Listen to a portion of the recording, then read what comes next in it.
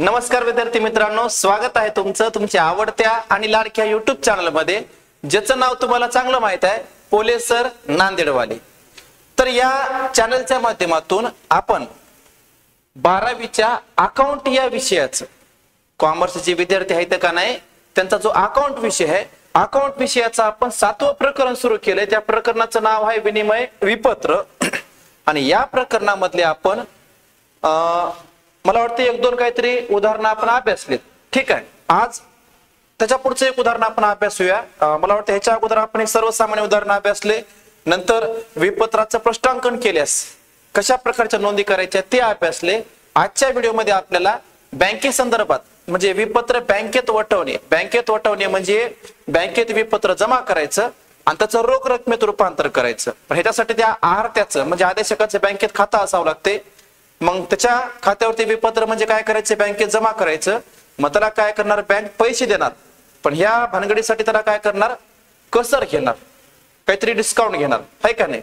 म्हणजे सगळ्यात महत्वाचं, कसरीवर विपत्र बँकेत वटवल्यास आणि समजा बँकेत वटवलेल्या विपत्राचं जर शोधन झालं असेल, अनादरण झालं असेल, नोंदी खर्च आकारला असेल, तर आदेशकाच्या पुस्तकात नोंदी काय करायच्या, आदेशशीतीच्या पुस्तकात काय नोंदी करायच्या, आदेशक म्हणजे आहारता आणि आदेशशीती म्हणजे आहारी यांच्या पुस्तकात काय नोंदी करायच्या की या व्हिडिओ मधून आपण अभ्यासणार आहोत।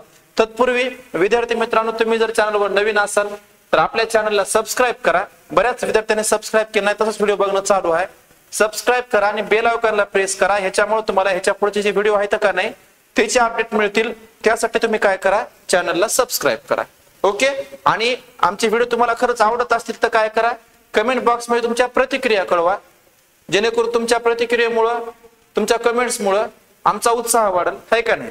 मग चला आपण आता वेळ न लावता आजचा व्हिडिओ सुरू करूया। तर उदाहरण आहे बघा, उदाहरण किती नंबरचं आहे, तसा पुस्तकाचा आपण विचार जर केला, पान नंबर 280 वर आहे बघा। सगळ्यांनी काय करा, पुस्तकाचं पान नंबर 280 काढा। 280 या पानावर उदाहरण आहे बघा, विपत्र कसरीवर बँकेत वटविणे। कशावर, विपत्र कसरीवर बँकेत वटवणे या प्रकारचं उदाहरण आहे। असं बँकेत वटवण्याचा व्यवहार आहे, राशी संग्रहणाचा आहे, असं परीक्षेमध्ये सांगत नाहीत बरं का। तेव्हा मला फक्त काय करतात, असं उदाहरण देतात आणि त्याच्यावरून तुम्हाला काय करायचे, उदाहरण सोडवायचे म्हणजे नोंदी सोडवायचे असतात। आता ह्या उदाहरणामध्ये बघा, खालील परिस्थितीत अश्विन व अजिंक्यच्या पुस्तकात कीर्द नोंदी करा म्हणले। आता नेमकं ह्याच्यामधला अश्विन कोण आहे, अजिंक्य कोण आहे ते आपल्याला ओळखायचे, अगोदर ओळखायचे आणि मग नोंदी करायच्या। तर बघा, ओळखल्याशिवाय नोंदी करणं शक्य नाही। आता विपत्र बँकेत वटवलेलं आहे, हे तुम्हाला स्टार्टिंगला प्रॅक्टिस साठी हे उदाहरण आहे, महत्वाचं आहे, समजून घ्या। बघा, अजिंक्यला अश्विनचे 45,000 देणे होते। आता कुणाला कुणाचं देणं होतं बघा, अजिंक्यला अश्विनचं। याचा अर्थ अश्विननं अजिंक्यला काय केलं असेल, काही माल विकला असेल किंवा काही वस्तू विकल्या असतील, तेव्हाच त्या अजिंक्यला अश्विनचं देणं आहे। म्हणजे या ठिकाणी अश्विन हा या उदाहरणामध्ये काय असेल, आदेशक असेल। इथं समजत नसेल तर पुढे बघायचं, अश्विनला 15,000चा रेखांकी धनादेश व बाकी रकमेची 30,000चे 3 महिने मुदतीचे विपत्र मिळाले। त्याच अश्विनने ते विपत्र त्यांच्या बँकेत, म्हणजे याचा अर्थ ज्याला विपत्र मिळाले ते कोण आहे, आदेशक आहे। मग या ठिकाणी बघा, अजिंक्यला अश्विनचं देणं होतं, म्हणजे अजिंक्य हा ग्राहक आहे आणि अश्विन हा कोण आहे, विक्रेता। विक्रेता म्हणजेच त्याला धनको म्हणायचं, त्यालाच आपण पाहतो की आदेशक म्हणायचं, त्यालाच आहारता म्हणायचं। मग अगोदर आपण काय करू, डायरेक्ट आता पुस्तकात त्याच्या नोंदी आहेत की नाही ते तुम्हाला समजून सांगतो, समजून घेण्याचा प्रयत्न करा। तर बघा, अश्विनच्या पुस्तकात कीर्द नोंदी करायच्यात।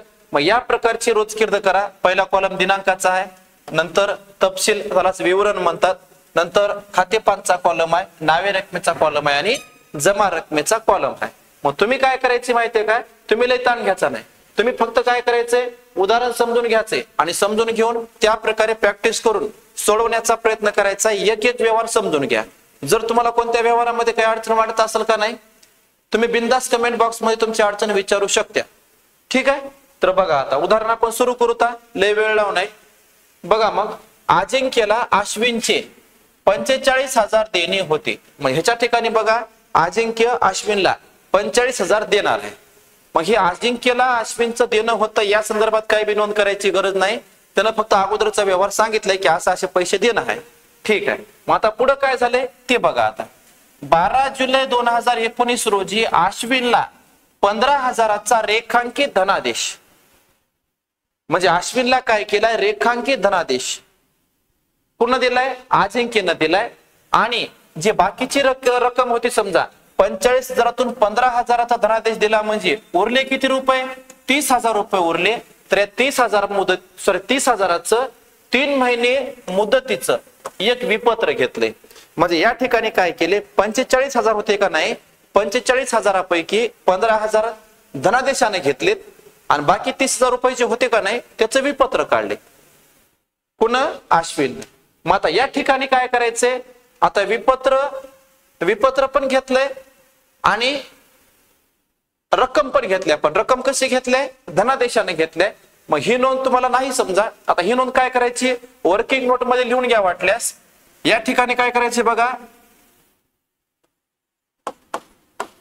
सरळ सरळ ही नोंद जी आहे, ही नोंद आहे प्राप्त विपत्र, म्हणजे विपत्रास काय मिळाल्याबद्दल आहे, स्वीकृती मिळाल्याबद्दलच आहे. फक्त ह्याच्यामध्ये एक व्यवहार कोणता वाढालाय, एक व्यवहार वाढालाय की धनादेश पण घेतलाय, पुस्तकात त्यांनी कॉमन नोंद केलाय. आपण अलग अलग पण नोंद करू शकता.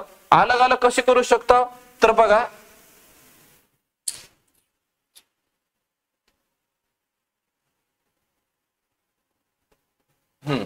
अलग अलग करण्यासाठी एक ध्यानात ठेवा. समजा आता आपण तीच नोंद वेगवेगळ्या प्रकारे सोडवू शकता. तर त्यासाठी तुम्हाला काय करायचं, समजा ही नोंद, आता पहिली उदाहरण समजा आपण विचार केला, रेखांकित धनादेश मिळाला म्हणले, कुणाला मिळालाय, आदेशकाला. आता जेव्हा आदेशकाला रेखांकित धनादेश मिळते म्हणजे पैसे मिळाल्यासारखे आहेत.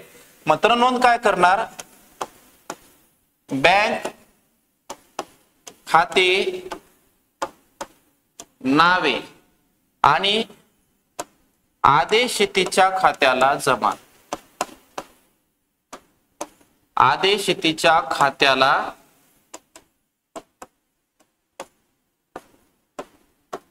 जमा. आणि दुसरी नोंद काय होणार, विपत्रात स्वीकृती मिळाल्याबद्दल. नेहमीची नोंद आपल्याला माहित आहे, प्राप्त विपत्र खाते नावे आणि आदेशितीच्या खात्याला जमा, आदेशितीच्या खात्याला जमा.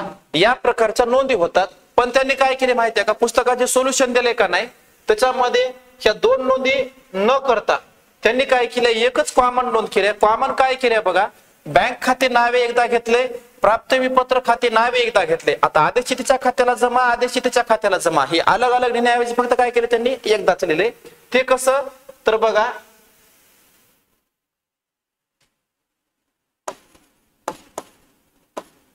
प्राप्त विपत्र खाते नावे, प्राप्त विपत्र खाते नावे, बँक खाते नावे आणि आदेशितीच्या खात्याला जमा. या प्रकारचे पुस्तकात त्यांनी काय केले, कॉमन नोंद केले. मग तुम्ही काय करा, ही नोंद लिहून घ्या, की वर्किंग नोट मध्ये काय करा, नोंद लिहून घ्या. आपण जे गणित सोडवलं का नाही त्याच्या पुढचंच पेज काय करायचं, वर्किंग नोटला करायचं, रफ कामकाजासाठी करायचं. त्या ठिकाणी ही बी नोंद लिहून घ्या आणि लय वाटत त्या अगोदरची नोंद लिहून घ्या. फक्त काय करायची माहितीये का विद्यार्थी मित्रांनो, प्राप्त विपत्र खाते नावे, बँक खाते नावे आणि आदेशितीच्या खात्याला जमा. मग ह्या गणितामध्ये बघायचं आपल्याला की आदेशिती कोण आहे. या गणितामध्ये बघा, अजिंक्यनं अश्विनला माल विकलाय, म्हणजे अश्विन कोण आहे, सॉरी अजिंक्यला अश्विनचं देणं होतं, याचा अर्थ अश्विन कोण आहे, आदेशक आहे. मग आपण नोंदी कोणाच्या पुस्तकात करायल्या, अश्विनच्या पुस्तकात करायल्या, आदेशकाच्या पुस्तकात करायल्या. मग आदेशक काय नोंद करते, प्राप्त विपत्र खाते नावे, बँक खाते नावे, आदेशितीच्या खात्याला जमा. मग काय करायचंय, या नोंदीमधलं आदेशिती हे नाव काढायचे आणि त्याच्याऐवजी काय लिहायचं, आदेशितीचं नाव म्हणजे अजिंक्य. अजिंक्यच्या खात्याला जमा. जशाच तशी नोंद लिहायची आहे. कशी लिहिले तर बघा पुस्तकात, सॉरी, ह्या उदाहरणामध्ये बघा आता सोडून दिलेल्या पुस्तकात पण आहे तुमच्याकडे, तरी इथं बघा काय नोंद आहे, तारीख किती लिहायची आहे, 12 जुलै. तारीख किती आहे बघा, 12 जुलै 2019. सरळ सरळ तारीख लिहा, 12 जुलै 2019 ही तारीख लिहिली. 12 जुलै ही तारीख लिहिल्याच्या नंतर नोंद काय केली आपण, तीच प्राप्त विपत्र खाते नावे. विपत्र किती रुपयाचं होतं, बाकी रकमेचं 30,000चं विपत्र म्हणले. मग प्राप्त विपत्र खाते नावे किती रुपये केलेत, 30,000 रुपये केलेत. रेखांकित धनादेश किती रुपयाचा मिळालाय, 15,000चा. मग बँक खाते नावे किती रुपये, 15,000 रुपये. आणि आदेश शेतीच्या खात्याला जे जमा होतं का नाही, आदेश शेतीच्या खात्याला जमा, त्याच्याऐवजी आदेश शेती हे शब्द काढला आणि त्या ठिकाणी जो आदेश शेती आहे त्याचं नाव घेतलं. ह्या गणितामधले आदेश शेती कोण आहे, अजिंक्य आहे. बघा मग अजिंक्यच्या खात्याला जमा केल्या याचा अर्थ 45,000 रुपये. स्पष्टीकरण लिहायचं, धनादेश व विपत्रात स्वीकृती मिळाल्याबद्दल. धनादेश व विपत्रास काय मिळाल्याबद्दल, स्वीकृती मिळाल्याबद्दल. इथपर्यंत समजलंय, ठीक आहे. थोडस कन्फ्युज होत असेल तर व्हिडिओ बॅक घेऊन मी बघू शकता, तुम्हाला समजून जाईल. फक्त ही कॉमन नोंद केल्यामुळं ही नोंद काय करा, ती वर्किंग नोट मध्ये नोंद तुम्हाला मी सांगितले का नाही, ती लिहून घ्यायची व्यवस्थित. त्याच्यानंतर आता पुढे बघा, इथपर्यंतचा व्यवहार झालाय. आता अश्विननं ते विपत्र त्याच्या बँकेत 15% कसरीवर वटवले. त्याची तारीख दिली आहे का मला सांगा, तारीख दिलेली नाही, वेगळी तारीख दिली आहे का नाही. 12 जुलैलाच ते विपत्र मिळाल्याबरोबर त्याच दिवशी अश्विन कोण आहे गणितामध्ये, आदेशक आहे. अश्विन कोण आहे, आदेशक. आदेशक म्हणजे कोण आहे, आहार्त आहे. त्यानं काय केलंय, ते विपत्र बँकेत वटवलंय. आता विपत्र बँकेत वटवल्यास काय नोंद होते काय नाही ते आपल्याला बघायचंय. मग ध्यानात ठेवा, विपत्र बँकेत किती टक्के कसरीवर वटवले, 15% कसरीवर वटवले. विपत्राची मुदत किती महिने आहे, 3 महिने मुदत आहे. मग ह्या विपत्रावर कसर कशी काढायची, तर बघा या ठिकाणी सगळ्यात महत्वाचं, 45,000पैकी 15,000 धनादेशाची मिळाली, म्हणजे धनादेशाने मिळाली. म्हणजे आता फक्त आपलं काम जे आहे ते काम फक्त किती रुपयाचं आहे माहितीये का, 30,000चं आहे का. 30,000च विपत्र काढले. इथून पुढचा व्यवहार जे असेल ते 30,000वर असेल. 15,000चा काही संबंध आहे का, नाही. 45,000चा काही संबंध आहे का, नाही. ओके.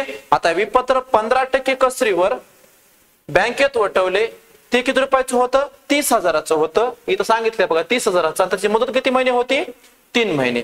आता विपत्र बँकेत वटवल्यास त्याची नोंद काय होते, ती करण्यापूर्वी अगोदर आपण काय करूता, त्या विपत्रावर कसर काढूता. कसर कशी काढायची, तर बघा विपत्र किती रुपयाचं आहे, 30,000चं आहे. किती टक्क्यानं वटवले, 15%. मग 30,000 गुणिले 15 भागिले 100 घ्यायची. नंतर याच विपत्राची मुदत किती महिने आहे, 3 महिने आहे. म्हणून 3 महिन्याची कसर काढावं लागते. मग गुणिले 3 करा आणि एका वर्षामध्ये महिने किती असतात, 12. म्हणजे 12 महिन्यापैकी किती पाहिजे, 3 महिन्याचं पाहिजे. आता काय करा, सरळ सरळ बघा, हे 2 शून्य कटले, हे 2 शून्य कटले. 3 1 3, 3 चौक 12, 4 1 4, 4 7 28. किती उरले, 2 उरले. 4 पंचे 20, किती आहेत, 75. मग 75 गुणिले 15. बघा आता 15 पाच्या 75. 75 ला 5 हातचा आले 7.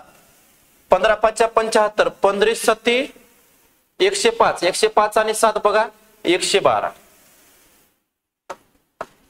किती येतात, 1125. एवढी त्या विपत्रावर काय आले, कसर आले. 15 7 105 बरोबर आहे ना. 15 7 105, 105 आणि हातच्याचे 7 म्हणजे किती झाले, 112. मग 1125 ही त्या विपत्रावर काय येले, कसर येले. आता हे विपत्र बँकेमध्ये किती महिन्यासाठी होतं, 3 महिन्यासाठी. 3 महिन्यासाठी का होतं, कारण 12 जुलैलाच विपत्र मिळाले आणि त्याच दिवशी ते विपत्र काय केले, बँकेत वटवले. याचा अर्थ बँकेत 3 महिन्यासाठी विपत्र राहिलं. ओके. कसर आली 1125. ओके. आता एक काम आपलं सोपं झालं, कसर आपल्याला समजली. आता आपल्याला काय करायचंय, नेमकं विपत्र बँकेत वटवल्यास त्याची नोंद काय होते ते बघायचे. आता विपत्र बँकेत वटवल्यास, इथं आहे बघा, विपत्र बँकेत वटवणे. आता विपत्र बँकेत वटवणे या संदर्भात बघा, विपत्र बँकेत वटवणे व्यवहार आदेशकाने विपत्र बँकेत वटवल्यास, या गणितामध्ये बघा आदेशक कोण आहे? अश्विन आहे. अश्विननं काय केलंय? ते विपत्र बँकेमध्ये वटवलाय. मग बँकेमध्ये विपत्र वटवला असेल तर आदेशकाच्या पुस्तकात नोंद काय होते आणि आदेशिकेच्या पुस्तकात नोंद काय होते ते बघा. ह्या नोंदी महत्वाच्या आहेत बरं का, तुम्हाला मी सांगायला आधीचा. मग आता विपत्र बँकेत वटवल्यास आदेशक नोंद काय करते? बँक खाते नावे, कसर खाते नावे आणि प्राप्त विपत्र खात्याला जमा. जशाच तशी नोंद लिहायची आहे, कशाच नाव चेंज करायची गरज नाही, काहीच नाही. बघा मग सरळ सरळ ह्या गणितामध्ये त्यानं काय केले? जशाच तशी नोंद घेतलीय. जशाच तशी नोंद घेतलीय म्हणजे कशी घेतलीय तर बघा, तारीख लिहिली बघा 12 जुलैच लिहिले का? 12 जुलै. ओके. बँक खाते नावे, बँक खाते नावे. आता या ठिकाणी 28,875 कसे आले? कसे आले तर बघा, विपत्राची रक्कम किती होती? 30,000 होती. ओके. त्याच्यावर कसर किती आली होती बघा, आपण कसर काढली 1125. 1125. आता ही कसर काय करा? वजा करा. 5 उरले, शून्यातून 5 जात नाहीत, मग इकडे इकडे घेतले. वजा बाकी तुम्हाला माहिती आहे. 9 मधून 2 गेले 7, 9 मधून 1 गेला 8, 9 मधून 1 गेला 8, इतर राहिले 2, म्हणजे 28,875. किती आले? 28,875. म्हणजे कसर त्या विपत्राच्या रकमेतून वजा करायची. बघा, बँक खाते नावे 28,875 ला ते विपत्र बँकेत जमा केलं म्हणजे वटवलं. म्हणजे आदेशकानं जर विपत्र बँकेत जमा केलं, विपत्र किती रुपयाचं होतं? 30,000चं.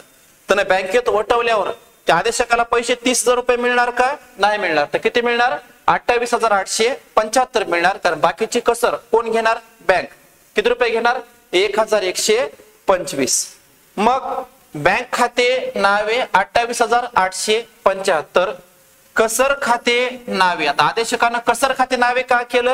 कारण ही कसर त्या आदेशकासाठी काय असते? खर्च असते. आणि नामधारी खाता सांगते बघा, ते नियम आहे 11वीला की खर्चाचं खातं नावे करा. म्हणून आपण कसर खातं या ठिकाणी काय केले? नावे केले.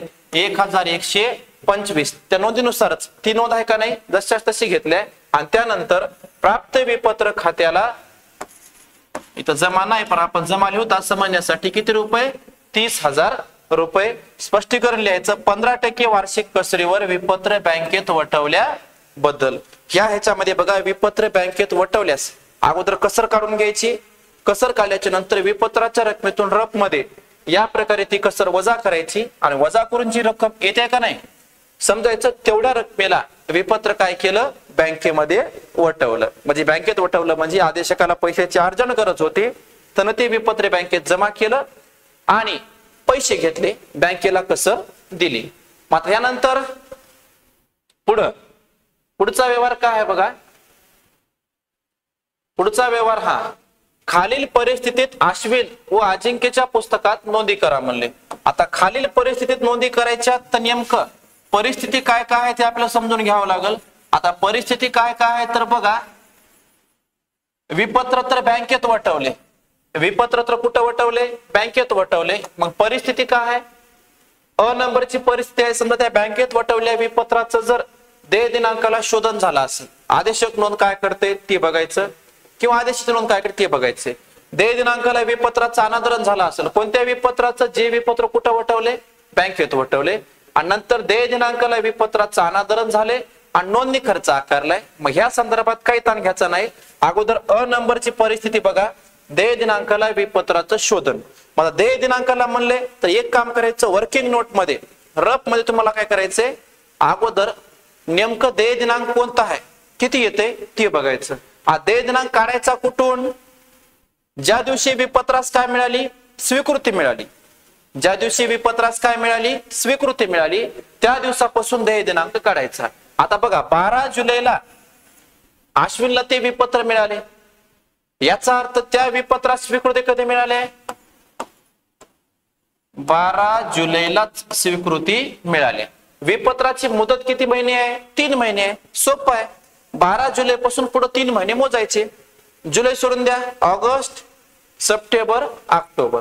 बघा, 12 जुलै ते 12 ऑगस्ट 1 महिना, ऑगस्ट ते सप्टेंबर 2 महिना आणि सप्टेंबर ते ऑक्टोबर 3 महिने, म्हणजे 12 ऑक्टोबर या दिवशी त्या विपत्राचे किती महिने पूर्ण होतात? 3 महिने पूर्ण होतात. बघा की जुलै सोडून द्या, ऑगस्ट, सप्टेंबर, ऑक्टोबर, 12 ऑक्टोबरला किती महिने पूर्ण होतात? 3 महिने पूर्ण होतात. त्याच्यामध्ये मग काय करायचंय? अनुग्रह दिवस. अनुग्रह म्हणजे काय? विपत्रामध्ये सवलत म्हणून जास्तीचे किती दिनांक किती दिवस असतात? 3 दिवस असतात. मग 12 ऑक्टोबर मध्ये 3 दिवस मिसळा, किती येणार? 15 ऑक्टोबर. हे त्या विपत्राचा कोणता दिनांक येते? देय दिनांक येते. बघा या ठिकाणी तिसरी नोंद जी आपल्याला करायची आहे 15 ऑक्टोबर ही तारीख आहे. पण सगळ्यात महत्वाचं, जे विपत्र बँकेत वटवले, जे विपत्र काय केले? बँकेत वटवले, त्या विपत्राचं जर का देय दिनांकाला शोधन झाला असेल तर लक्षात ठेवा, हा व्यवहार बँकेचा आणि आदेशशीतीचा या दोघांमध्ये आहे. का ते पैसे आदेशकाला मिळणार आहेत का नंतर? नाही, कारण आदेशकाने पैसे बँकेकडून अगोदरच घेतलेत. म्हणून हा व्यवहार जे आहे, हा व्यवहार म्हणजे विपत्र देय दिनांकाला बँकेत वटवले, मग हे बँकेत वटवल्यामुळे ह्या विपत्राचे पैसे डायरेक्ट बँकेला मिळणार. त्या विपत्राचे पैसे डायरेक्ट कोणाला मिळणार? बँकेला मिळणार. मग हा व्यवहार बँक आणि आदेशशीती यांच्यात असल्यामुळे आदेशक या व्यवहाराचे काय करणार नाही? नोंद करणार नाही. एवढं लक्षात ठेवा. या ठिकाणी बघा 15 ऑक्टोबर तारीख लिहिली, अ नंबरचा व्यवहार लिहिला आणि या ठिकाणी सरळ सरळ त्यांनी सांगितले बघा 15 ऑक्टोबर नोंद होणार नाही. नोंद का होणार नाही याचं कारण काय? जर का समजा विपत्र बँकेत वटवला असेल आणि त्या विपत्राचं शोधन झालं असेल तर हे पैसे आदेशकाला मिळत नाहीत. आदेशकानं अगोदरच बँकेकडून पैसे घेतलेले असतात, म्हणून त्याला पैसे मिळत नाहीत. मग त्यानं काय करते? ते पैसे डायरेक्ट बँक घेते, म्हणून ह्या व्यवहाराची काय करणार नाही, त्यानं नोंद करणार नाही. त्याच्यानंतर आता पुढचं बघा, ब नंबरचा व्यवहार बघा. ब नंबरचा व्यवहार काय? ब नंबरच्या व्यवहाराने सांगितले की देय दिनांकाला विपत्राचं अनादरण झाले. आता देय दिनांक आपण काढलाय, देय दिनांक किती यालाय? 15 ऑक्टोबर यालाय. 15 ऑक्टोबरला त्या विपत्राचं काय झाले? अनादरण झाले. अनादरण झाले म्हणजे त्या तारखेला पैसे काय झाले नाहीत? मिळाले नाहीत. मग समजा बँकेत वटवलेल्या विपत्राचं जर देय दिनांकाला अनादरण झालं असेल, बँकेत वटवलेल्या विपत्राचं जर देय दिनांकाला अनादरण झालं असेल तर ह्याची नोंद काय करायची? या ठिकाणी सांगितलंय. आता सगळ्यात महत्वाचं, देय दिनांकाला बँकेत वटलेल्या विपत्रात शोधन झाल्यास बघा आदेशकाच्या पुस्तकात काय सांगितले? नोंद होणार नाही म्हणले. आणि आदेशशीती नेहमीची नोंद करते, देय पत्र खाते नावे रोख किंवा बँक खात्याला जमा. आदेशशीती बिचारा आपल्या नोंदीमध्ये काहीच बदल करणार नाही, ज्या नॉर्मल नोंदी आहेत पहिल्याच्या त्याच नोंदी करते. त्याच्यानंतर पुढचा व्यवहार काय होता ब नंबरचा? की बँकेत वटवलेल्या विपत्राचे अनादरण झाल्यास आदेशक नोंद काय करते बघा, आदेशशीतीचे खाते नावे आणि बँक खात्याला जमा. बँक खात्याला जमा का करते? कारण हे विपत्र कुठं आहे? बँकेत आहे. मग ही नोंद जशाच तशी करायची, फक्त काय करायचंय? आदेशशीती हा शब्द काढायचा आणि या ठिकाणी आदेशशीती कोण आहे? या गणितामध्ये अजिंक्य आहे. मग काय लिहायचं? अजिंक्यचे खाते नावे बँक खात्याला जमा. बघा या ठिकाणी जशाच तसं 15 ऑक्टोबर ही त्या विपत्राची देय दिनांकाची तारीख आहे. ओके, 15 ऑक्टोबर ही तारीख आहे. मग सरळ सरळ या तारखेला बघा 15 ऑक्टोबर. त्याच्यानंतर ब लिहिला आपण या ठिकाणी अजिंक्यचे खाते नावे किती रुपये? 30,000 रुपये आणि बँक खात्याला जमा किती रुपये? 30,000 रुपये. ओके, स्पष्टीकरण काय लिहायचं? बँकेत वटवलेल्या विपत्राचे अनादरण झाल्याबद्दल. इथपर्यंत झालंय. त्याच्यानंतर पुढे बघा, देय दिनांकाला बँकेत म्हणजे क नंबरची परिस्थिती, देय दिनांकाला विपत्राचे अनादरण झाले आणि बँकेने नोंदणी खर्च किती दिला? 300 रुपये दिला. नोंद तीच आहे, फक्त ह्याच्यामध्ये काय होईल? विपत्र प्लस नोंदणी खर्च येईल. ह्याच्यापेक्षा वेगळं काही बी करण्याची गरज नाही. त्या ठिकाणी बघा बँकेत वटवलेल्या विपत्राचे अनादरण व नोंदणी खर्च आकारल्यास किंवा नोंदणी शुल्क आकारल्यास आदेशक नोंद काय करते? आदेशशीतीचे खाते नावे बँक खात्याला जमा. फक्त कंसामध्ये काय सांगितलंय? विपत्र प्लस नोंदणी खर्च. बघा ही नोंद आणि ही नोंद सेमच आहे, फक्त इथं नोंदणी खर्च ऍड झालाय. नोंदणी खर्च त्या विपत्राच्या रकमेमध्ये प्लस करायचा आहे. विपत्राची रक्कम किती आहे? 30,000. त्याच्यामध्ये नोंदणी खर्च ऍड करा, किती येणार? 30,300. ओके, तर या ठिकाणी बघा सरळ सरळ नोंद काय होते ती बघा. तारीख तीच येईल, तारीख किती येईल? 15 ऑक्टोबरच तारीख येईल. बघा या ठिकाणी नोंद काय होते, 15 ऑक्टोबरच तारीख आहे. अजिंक्यचे खाते नावे म्हणजे आदेशितीचे खाते नावे आणि बँक खात्याला जमा आहे. मग आदेशिती हे शब्द काढला, त्या ठिकाणी डायरेक्ट घेतलं. अजिंक्यचे खाते नावे 30,300 रुपये आणि बँक खात्याला जमा 30,300 रुपये. स्पष्टीकरण लिहायचं, वटवलेल्या विपत्राचे अनादरण होऊन नोंदणी खर्च आकारल्याबद्दल. एवढं झालं. अशा प्रकारे आपण आदेशकाच्या पुस्तकात काय नोंदी होतात ते अभ्यासले. पण ही अभ्यासत असताना विद्यार्थी मित्रांनो, त्या नोंदी ज्या आहेत त्याकडे तुम्हाला नोंदी सांगायला बघा, त्या नोंदीनुसारच ज्या नोंदी सोडवायच्या असतात तर तुम्हाला समजते. आता हे झालं कुणाच्या पुस्तकात? आदेशकाच्या पुस्तकात नोंदी झाल्या, बरोबर. आदेशक कोण होता? अश्विन होता. अश्विनच्या पुस्तकात आपण नोंदी सोडवल्या. आता आपल्या नोंदी कुणाच्या पुस्तकात सोडवायच्यात? अजिंक्यच्या पुस्तकात सोडवायच्यात. मग अजिंक्यच्या पुस्तकात नोंदी सोडवायच्या असतील, डायरेक्ट आपण या नोंदीवरून तिकडे नोंदी करू शकतो. डायरेक्ट या नोंदीवर आदेशितीच्या पुस्तकात आपण नोंदी करू शकतो. ओके. मग ह्या नोंदीचा आता पहिली नोंद काय केली बघा, धनादेश मिळाल्याबद्दल आणि विपत्रास स्वीकृती मिळाल्याबद्दल ही पहिली नोंद केली आहे. आणि तुम्हाला मी वर्किंग नोट मध्ये सांगितलं पण होतं. ठीक आहे. मग आता आपण काय करूया, अजिंक्यच्या पुस्तकात नोंदी करूया. आदेशकाच्या पुस्तकात आपण नोंदी केल्यात, अश्विनच्या पुस्तकात नोंदी केल्यात. इथपर्यंत समजलं का तुम्हाला? ठीक आहे. आता आपण नोंदी करायच्या कुणाच्या पुस्तकात? अजिंक्यच्या पुस्तकात. मग अजिंक्यच्या पुस्तकात नोंदी काय होतात तर ते आपण बघूता. त्यासाठी काय करूत बघा, आता त्यासाठी आता उदाहरण आपण डबल घेतलं. हे उदाहरण घेतल्याच्या नंतर आता काय करूता आपण, हे उदाहरण सोडवता. मग उदाहरण सोडवायचं असेल तर आता बघा, अजिंक्यला अश्विनचे 45,000 देणे होते. हे तुम्हाला माहित आहे, मला माहित आहे. देणं होतं 12 जुलै 2019 रोजी अश्विनला 15,000चा रेखांकित धनादेश व बाकी रकमेचे 30,000चे 3 महिने मुदतीचे विपत्र मिळाले. म्हणजे या ठिकाणी अजिंक्य हा आदेशिती आहे. आदेशितीनं काय केलंय की आदेशकाला एक विपत्र दिले स्वीकृत करून, म्हणजे विपत्रास स्वीकृत दिले. किती रुपयाच्या विपत्रास? 30,000च्या. 45,000 देणे होते, 45ला 45 दिले नाहीत, त्यापैकी फक्त रोख धनादेशाने किती दिलेत? 15,000 दिलेत आणि बाकीचं काय दिले? विपत्र दिले. मग या ठिकाणी ते पैसे जे आहेत आणि ते विपत्र जे आहेत ते विपत्रास स्वीकृती दिले. मग समजा विपत्रास स्वीकृती दिली असेल तर आदेशिती नोंद काय करणार? आदेशकाचे खाते नावे, बघा नोंद काय करणार?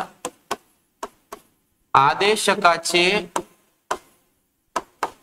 खाते नावे आणि देय विपत्र खात्याला जमा अशी नोंद होणार. पण ह्या सोबत त्याने काय केलं? एक चेक दिलाय, धनादेश दिलाय. मग त्या ठिकाणी काय लिहायचं? बँक खात्याला जमा. बस एवढंच काम करायचंय. म्हणजे आदेशकाने विपत्रास स्वीकृती पण दिले आणि धनादेश पण दिलाय. मग या ठिकाणी काय करा? आदेशक हे शब्द काढा. या गणितामध्ये आदेशक कोण आहे? अश्विन आहे. मग लिहायचं अश्विनचे खाते नावे देय विपत्र खात्याला जमा, बँक खात्याला जमा. बघा या ठिकाणी सरळ सरळ तीच नोंद आहे. आदेशितीच्या पुस्तकात तारीख 12 जुलै लिहिली. 12 जुलै लिहिल्याच्या नंतर अश्विनचे खाते नावे किती रुपये? 45,000 एकूण रक्कम. नंतर बँक खात्याला जमा म्हणले, तेच आता देयविपत्र खात्याला जमा म्हणलं काय आणि बँक खात्याला जमा म्हणलं. खालचं वरचं खाली चालते बरं का, ते काही अडचण नाही. अगोदर देयविपत्र घेतलं काय आणि बँक खाते दोन्ही जमाच केले. बँक खात्याला जमा किती रुपये धनादेश दिलाय? 15,000चा. नंतर देय विपत्र खात्याला जमा किती रुपये? 30,000. आता ही जी नोंद आहे शी विपत्रात स्वीकृती दिल्याबद्दल आहे आणि धनादेश दिल्याबद्दल आहे. विपत्राला स्वीकृती पण दिली आहे आणि धनादेश पण दिलाय. धनादेशाबद्दलची नोंद तुम्हाला मी लिहून दिली नाही, पण या ठिकाणी मी सांगितले आहे. तर वर्किंग नोट मध्ये काय करा? ही नोंद चांगल्या प्रकारे लिहून घ्या. आदेशकाचे खाते नावे देय विपत्र खात्याला जमा, बँक खात्याला जमा. ओके. याचं स्पष्टीकरण काय लिहायचंय? याचं स्पष्टीकरण येते बघा. अश्विनला धनादेश व देय विपत्राला स्वीकृती दिल्याबद्दल, म्हणजे विपत्राला काय केलंय? स्वीकृती पण दिले आणि काय केलंय? धनादेश पण दिलाय. त्याच्यानंतर पुढचा व्यवहार बघा. अश्विननं ते विपत्र बँकेत वटवलं. किती टक्के कसरीवर वटवलं? 15%. आता लक्षात ठेवा, ध्यानात ठेवा, शे विपत्र कुणा वटवलंय? अश्विननं वटवले.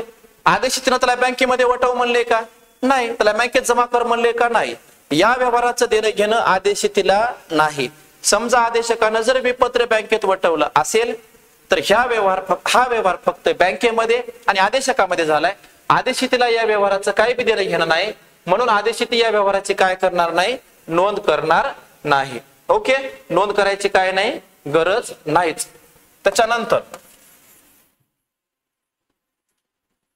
पुढचा व्यवहार बघा, हिची नोंद होणारच नाही बरं का विपत्र बँकेत वटवल्यास. का तर तुम्हाला समजण्यासाठी इथं बघा आणि वाटल्यास आणखी म्हणचाल हे मास्तर असं कसं सांगाले. असंच आहे माय बाळा, समजून घ्यावं लागत आहे. बघा आता आदेशकाने विपत्र बँकेत वटवल्यास आदेशक नोंद काय करते, बँक खाते नावे, कसर खाते नावे, प्राप्त विपत्र खात्याला जमा. पण आदेशित याची काय करणार नाही, नोंद करणार नाही. कळालं, ठीक आहे.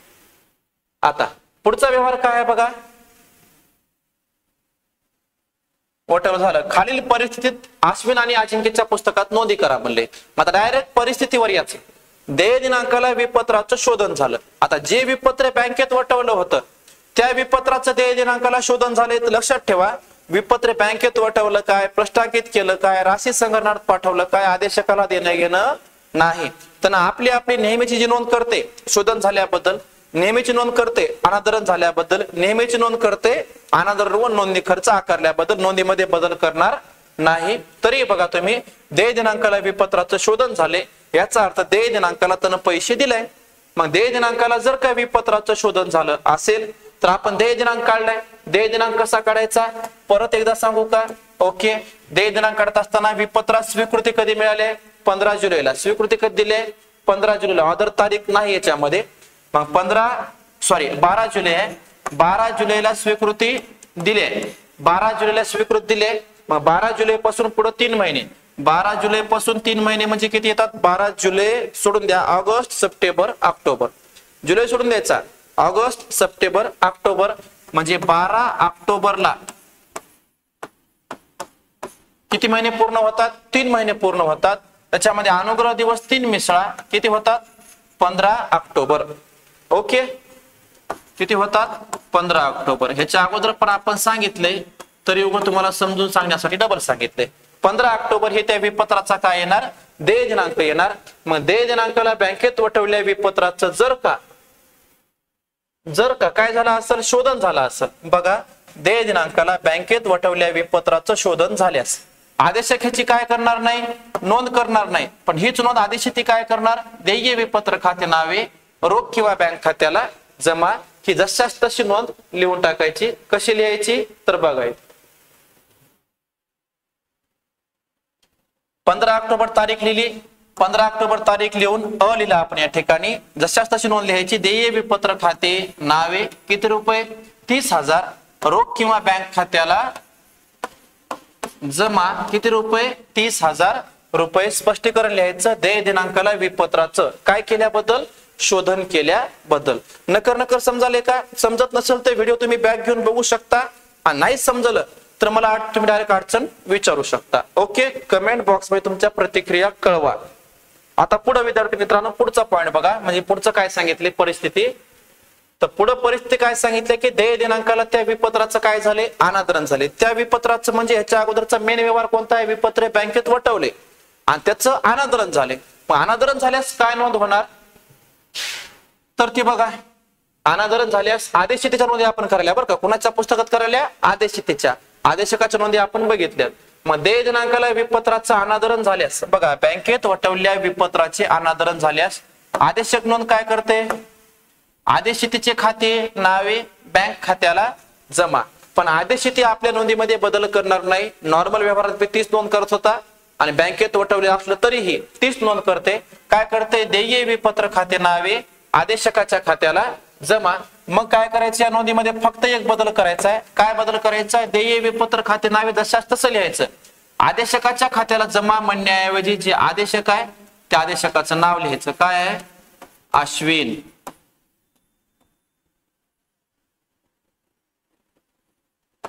जे आदेशिती आहे आदेशक आहे त्याचं नाव लिहायचं. देय विपत्र खाते नावे अश्विनच्या खात्याला जमा. बघा या ठिकाणी तशीच नोंद केली असेल. तारीख देय दिनांक किती काढलाय आपण, 15 ऑक्टोबर. हो का, बघा 15 ऑक्टोबर ही तारीख आहे.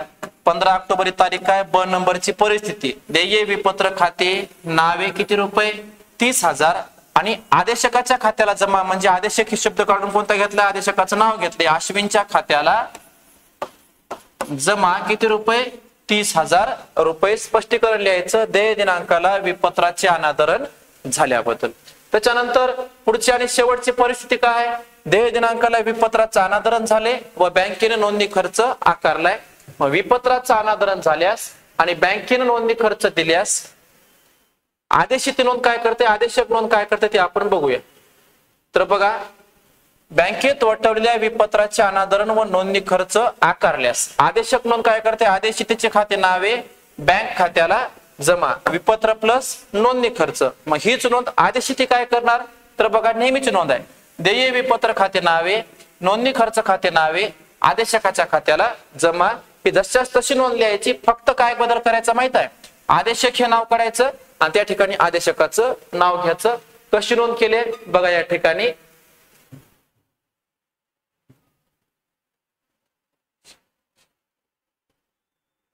15 ऑक्टोबर तारीख देय दिनांक क नंबरची परिस्थिती, देय विपत्र खाते नावे 30,000, नोंदणी खर्च खाते नावे 300 रुपये आणि या ठिकाणी तुम्हाला सांगितल्याप्रमाणे आदेशकाच्या खात्याला जमा होतं का नाही, आदेशक हे शब्द काढला आणि त्या ठिकाणी आदेशकाचं नाव घेतलं, अश्विनच्या खात्याला जमा किती रुपये 30,300 रुपये। स्पष्टीकरण लिहायचं विपत्राचे अनादरण व नोंदणी खर्च आकारल्याबद्दल। अशा प्रकारे विद्यार्थी मित्रांनो, आपण बँकेत विपत्र वटवल्यास आदेशकाच्या पुस्तकात कशा नोंदी करायच्या, आदेशितेच्या पुस्तकात कशा नोंदी करायच्या, देय दिनांक कसा काढायचा, बँकेत वटवल्यास त्याच्यावर कसर कशा प्रकारची काढायची, कसर कशा प्रकारे काढायची, हे ह्या व्हिडिओमध्ये आपण बघितले।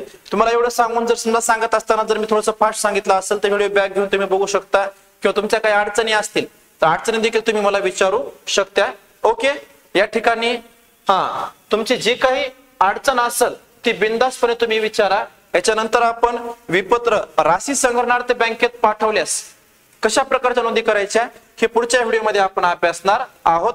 तत्पूर्वी तुम्ही जर चॅनलवर नवीन असाल विद्यार्थी मित्रांनो तर आपल्या चॅनलला सबस्क्राईब करा, बेल आयकॉनला प्रेस करा। आणि दुसरं महत्त्वाचं विद्यार्थी मित्रांनो की आमचे व्हिडिओ तुम्हाला आवडत असतील का नाही तर व्हिडिओला लाईक करा आणि कमेंट करा। ओके, थांबूत या ठिकाणी, धन्यवाद।